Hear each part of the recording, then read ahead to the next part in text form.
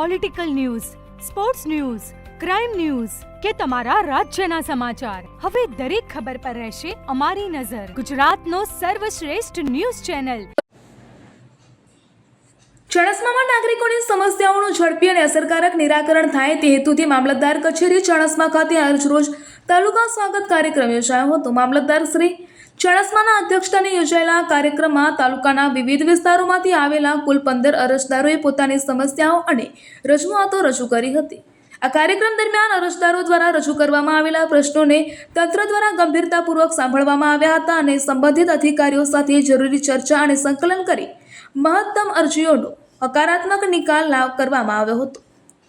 તાલુકા સ્વાગત કાર્યક્રમ નાગરિકો અને વહીવટી તંત્ર વચ્ચે સીધો સંવાદ સ્થાપિત કરવાનું મહત્વનું માધ્યમ બની રહ્યું છે.